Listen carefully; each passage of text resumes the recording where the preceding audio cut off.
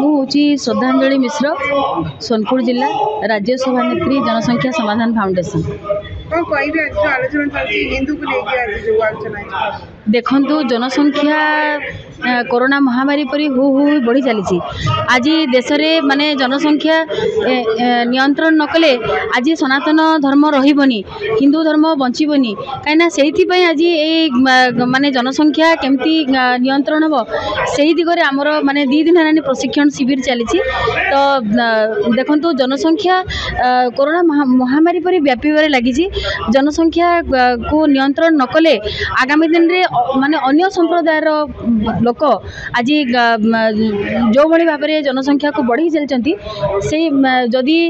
केंद्र सरकार ये जिनस को लागू न कले आगामी दिन रे हिंदू समाज प्रति विपद आसूची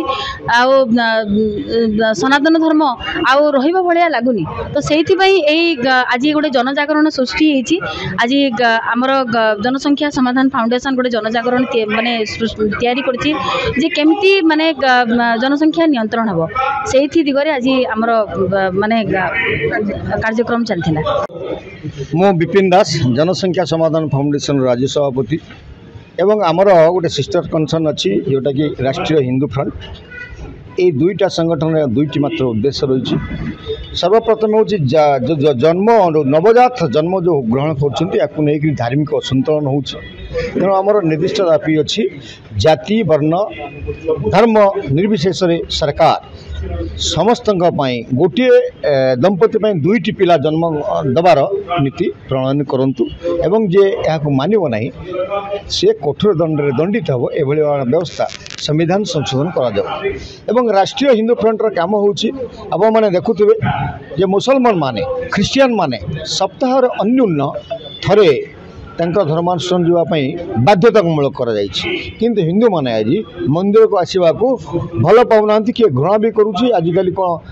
जो ग्रहण दिन मांस खाइले जोटा कि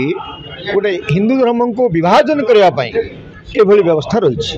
हिंदू आज निजे असुरक्षित निज देश में हिंदुस्तान रे हिंदू असुरक्षित तार कारण हूँ एम भीतर भाईचारा ना एवं सूचना आदान प्रदान ना तेणु आमे हिंदू को सुरक्षित रखापी हिंदू समाज को सुरक्षित रखापी आमे गोटे साप्ताहिक मंदिर चाल कार्यक्रम करूँ प्रत्येक मंदिर ओडिशा जेते अच्छी पूरपल्ली जेते मंदिर अच्छी सबू मंदिर आमे आगामी गोटे वर्ष मध्य गोटे कमिटी करी स्थानीय लोक जेते हिंदू थे समस्त को मंदिर आणबू एवं हनुमान चालीसा पाठ करूँ एवं सूचना केन्द्र भाव में परिणत करूँ जो हिंदू मानकर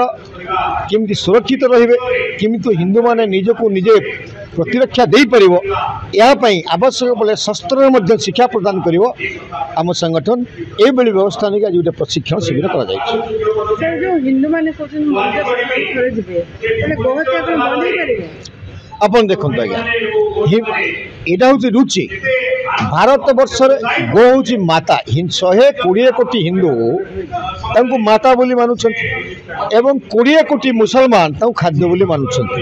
आमर कह जाउची जेरा गणतंत्र राष्ट्र एटी जोटा संख्या गरिष्ठ जहाँ अच्छी से सरकार होची ना तो ये 120 कोटी लोक कहते गो माता ये 20 कोटी लोक कहीं खाइबे एटा बंद हम नहीं कहीं ए विषय जब सरकार आणवे जा कठोर आईन प्रणयन कर तार बंद हो पार ना बंद हम पवित्र परिडा जिला सभापति केन्द्रापड़ा जनसंख्या समाधान फाउंडेशन ओडिशा हिंदू को नहीं जो स्वर उत्तोलन होती आज राष्ट्रीय हिंदू फ्रंट गठन कराई जनसंख्या समाधान फाउंडेशन एक शाखा तार राज्य कार्यकारिणी सदस्य आमर हिंदू मानकर सुरक्षा पाई हिंदू मानकर एकता पाई आमे ओडिशा रे गोटे कमिट करिछु तार प्रत्येक जिले रे ब्लॉक रे जोन स्तर रे बा मंडल स्तर रे जिला परिषद स्तर रे म्युनिसिपालिटी स्तर रे कमिट करी हिंदू मान को संगठित करने पाई माननीय राज्य सभापति श्री विपिन बिहारी दास नेतृत्व में आज ये सभा हो सर जो गो हत्या जो आप हिंदू कहते मंदिर को जाए सप्ताह गो मांस खाई सब सप्ताह मंदिर द्वारा गो हत्या आज हो नथिला विगत दिन जेते बेले मुगल माने 200 वर्ष धरी भारत को शासन करथिले ସେତେବେଳେ ସେମାନେ ଗୋମାଂସ ଖାଉଥିଲେ। ପରବର୍ତ୍ତୀ ସମୟରେ ସେଗୁଡ଼ା ସବୁ ବନ୍ଦ ହେଇଥିଲା। କିଛି ମାଫିଆ ମାନେ ଗୋମାତାକୁ ହତ୍ୟା କରି ଆଜି ବାଂଲାଦେଶ ପାକିସ୍ତାନକୁ ସପ୍ଲାଏ କରୁଛନ୍ତି। ତା ଉପରେ ସରକାର କଡ଼ା ନଜର ରଖିଛି। ବିଶ୍ୱ ହିନ୍ଦୁ ପରିଷଦ ଏବଂ ଆମର ଏଇ ଯେଉଁ ହିନ୍ଦୁ ଫ୍ରଣ୍ଟ ହେଉଛି, ଆମେ ନିଶ୍ଚିତ ଭାବରେ ୟା ଉପରେ ଆମେ ଦୃଢ଼ କାର୍ଯ୍ୟାନୁଷ୍ଠାନ ଗ୍ରହଣ କରିବୁ।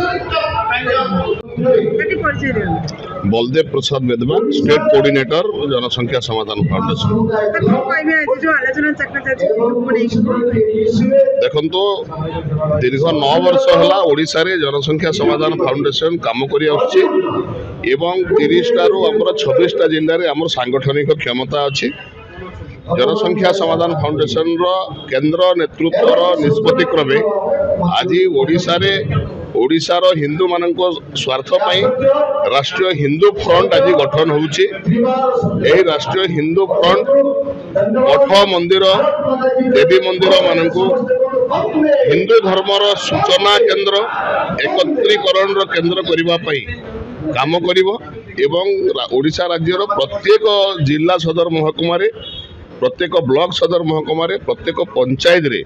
हिंदू स्वयंसेवक गठन करिवो एवं सेमानकर माध्यम रे मठ मंदिर चालो अभियान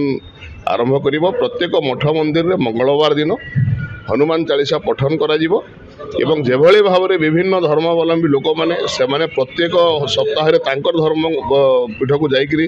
एकत्रीकरण करूछन्ते। सेही भଳି भावरे हिंदू माननको मध्ये एकत्रीकरण करिबा पई आज ओडिशा प्रदेश रे राष्ट्रीय हिंदू फ्रंट गठन हेछि। जनसंख्या समाधान फाउंडेशन रो स्टेट वाइस प्रेसिडेंट आमर जो राष्ट्रीय हिंदू फ्रंट आज गठन होती आर गोटे शाखा आज भारत वर्ष रे जिते हिंदूर पतन पाई सारा विश्व रे किसी महामयान स्तर रे हो बा किसी आमर ख्रीस्टियान भाई माने हो एमाने जो प्रकार षड्यंत्र करछन्ति हिंदू धर्म को विलुप्त करने तो आज भारत वर्षर हिंदू माने सदा सर्वदा जागृत हो उठुंट जहाँफल कुंभमेला तार प्रतिफलन देखा देछि। आज कोटि कोटि लोक आज जाई कुंभमेला से मानसिकता थिबा कारण से माने जाइए बुड़ पकई धर्म ना से जोड़ी होती। आज जिते अन्य मानकर जे भाषा अन्य माने जिते जे जोर जबरदस्त करके आईन टाको हाथ को नहीं संती एवं ख्रीस्टियान माने तांकर कार्यक्रम पाई समाने जोर कर पारसंती एवं मुसलमान मान जे मस्जिद रे समाने जोर जार करके तांकर धर्म को समाने रक्षा करसंती। किंतु भारत वर्ष रे हमर आगामी गत किछि वर्ष भितरे ए ऐतिह्य को नष्ट करसंती, संस्कृति को नष्ट करसंती, भारतीय संस्कृति को नष्ट करसंती। तार प्री प्लान तार षड्यंत्र बहुत दिन रही। तो आज आम मैंने जब एबे भी संगठित न हो ताले आगामी दिन में आम माने भारतीय माने कौटी रहा आम हिंदू माने कौटी रे ए सारा विश्व रे गोटे मात्र जे हिंदू राष्ट्र अच्छे भारत वर्ष आ गोटे नेपाल ए दुईटी राज्य जिते हिंदुत्व विलोप हो से हिंदू माने जाइकी कौटी रे ये गोटे प्रश्नवाची देखा देछि। तेणु आगामी दिन में आम जो जे मंदिर अभियान आरंभ करूँ प्रत्येक ग्रामांचल पर्यंत पहुँचबू एटा सारा राष्ट्र रे ये कार्यक्रम को आम त्वरान्वित करूँ एवं प्रत्येक हिंदू को जागृत करिवार आमर उद्देश्य। तेणु आज आह्वान दौचु जे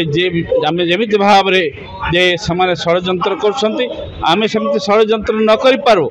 आम मान पाखे विवेक अच्छी आम मान पाखे जो संस्कृतिर मान मर्यादा रही हिंदुत्वर कथा आम कहू किंतु जे आम मान अत्याचार कर आगामी दिन में आम प्रतिहत निश्चित करूँ ए साहस ए भरोसा आम देकी आम रोचु। वंदे मातरम, भारत माता की जय। लेटेस्ट न्यूज अपडेट पाई www.nowodisha.com को लॉगिन करंतु।